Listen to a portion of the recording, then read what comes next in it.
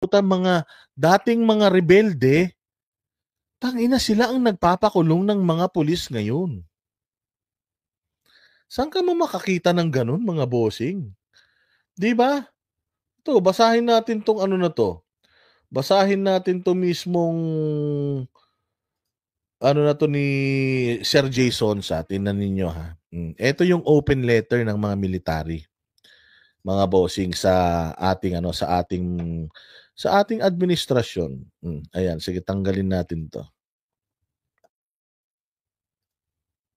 Ayan. Oh, sabi dito,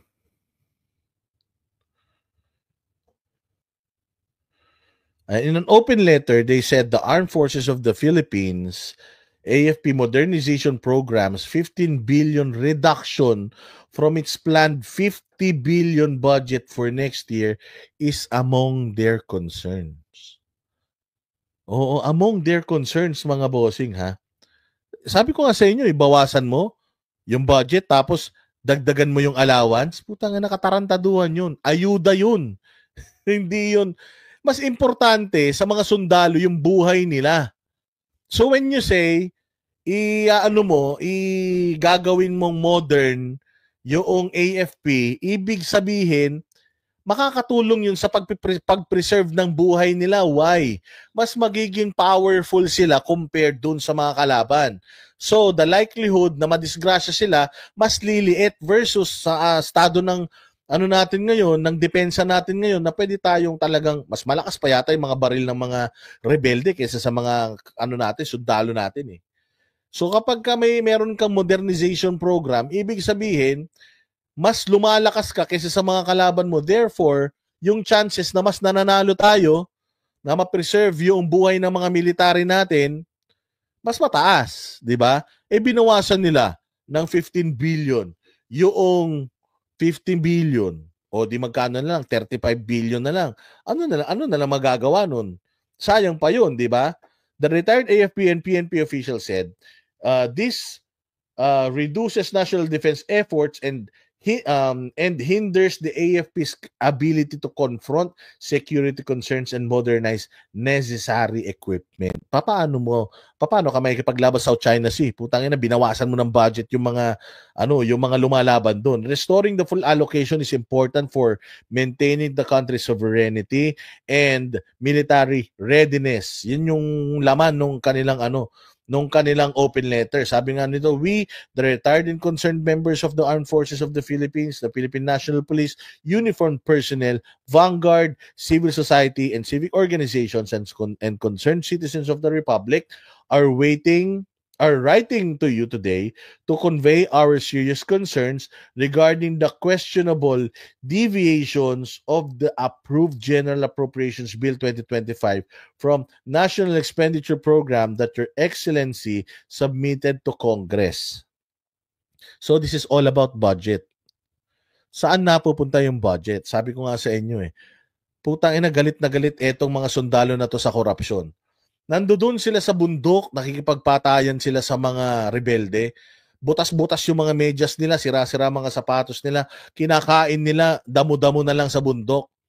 Tapos malalaman mo yung pera na para sa kanila, puta kinakatkong ng mga naka-aircon sa kongreso, ng mga general nila na nasa kampo, na pakuya-kuyakoy lang, habang sila nakikipagbakbakan sa kahit makapag-ahit, mga amoy putok na. Dahil sa Hell Week, alam niyo yung Hell Week, isang buong linggo na walang tulog yun, mga bossing. One full week walang tulog kapag Hell Week. Palitan lang sila natutulog. Ang sasarap ng buhay ng mga general, kumukubra ng pera mula sa mga amo nila, sarap ng buhay ng mga nasa Congress, ang lalaki ng tiyan, ang mamahal ng relos, tapos yung mga sundalo natin, na nagtatrabaho para sa bayan para mamuhay tayo ng safe dito sa Kapatagan, tayo na binibwisit ng mga hinayupak na ito. Ay grabe, nabuti naman nandito ng aking bossing na si Ma'am Kish. Merry Christmas, boss. My boss Dado. Oy, thank you very much. My Sheila Q. Thank you very much, madam. You're amazing. God bless you. Thank you very much for your pamasko. Mabuhay ka. Oh, so ayun mga bossing, ang talagang grievances. Pera. Ninanakaw yung pera, binabawasan nyo yung mga budget. Ano pa yung mga nakalagay dito?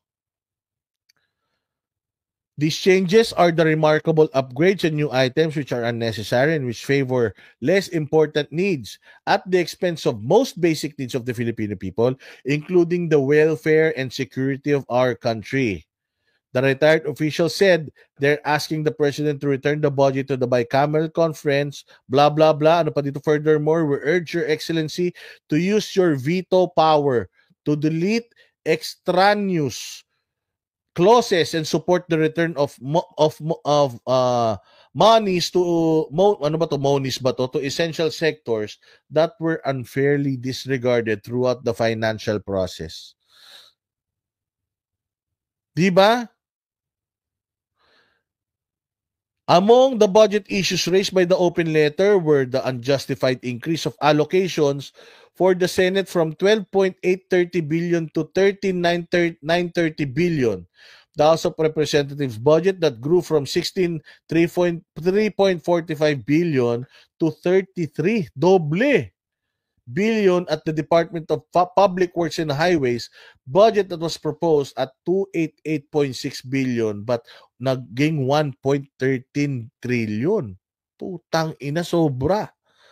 2.88.6 billion lang ang budget, putya, naging 1.13 trillion. Imagine niyo gaano kalaki yan. Binawasan mo yung education, binawasan mo yung health, binawasan mo yung military, tapos puta nagdagdag ka ng ganito kalaking pera sa DPWH?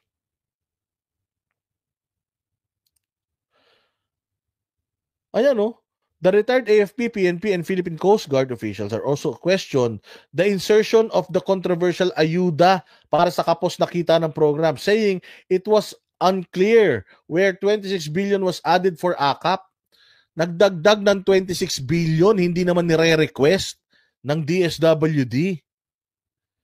Tinanggal daw yung AKAP, was described as rather dubious items in the budget. Besides, the targeting criteria for the social safety net is ambiguous and devoid of transparency.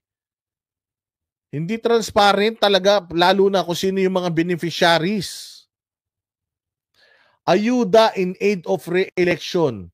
Why use one's personal funds when there's the people's money to use? What are we in power for, diba? Ginagamit yung ayuda para sa eleksyon.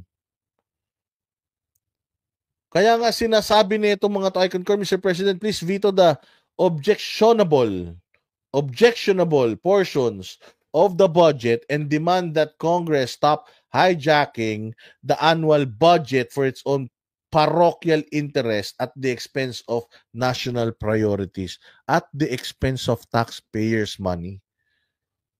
So lahat ng ito nag-stem sa Congress. Lahat ng ito mga bossing nag-stem talaga sa kakurakutan ng Kongreso. Even the retired military na hindi naman talaga political, napansin na nila na maling-mali na po ito. Hindi na po tama ito at ito yung nakikita ni Trillanes na palakas na boses ng mga retired personnel ng PNP at saka ng mga AFP. So, delikado sila dito. And if etong gobyerno natin hindi papansinin etong mga ito, itutuloy pa rin nila yung kahayupan nila. Good luck talaga sa atin, mga bossing. Good luck kapag lumabas talaga ang mga ito.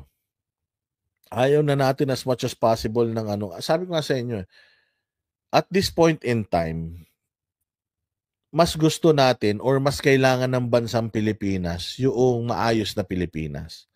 So at this point in time, as much as possible, wag na nating patalsikin si Bongbong Marcos sa posisyon. Sana lang talaga magtrabaho ng matino si Bongbong Marcos sa remaining years ng kanyang buhay. Because binoto nyo naman yung tao eh. Demokrasya naman ang naglagay eh. Ganyan dyan kay Bongbong Marcos sa posisyon eh.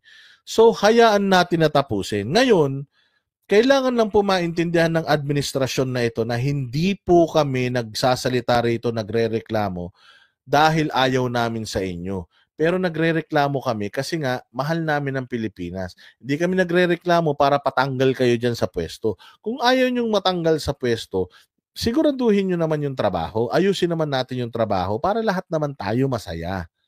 'Di ba? Ayaw nyo palang napupulaan kayo. Sana i-consider ninyo yung mga batiko sa inyo and try to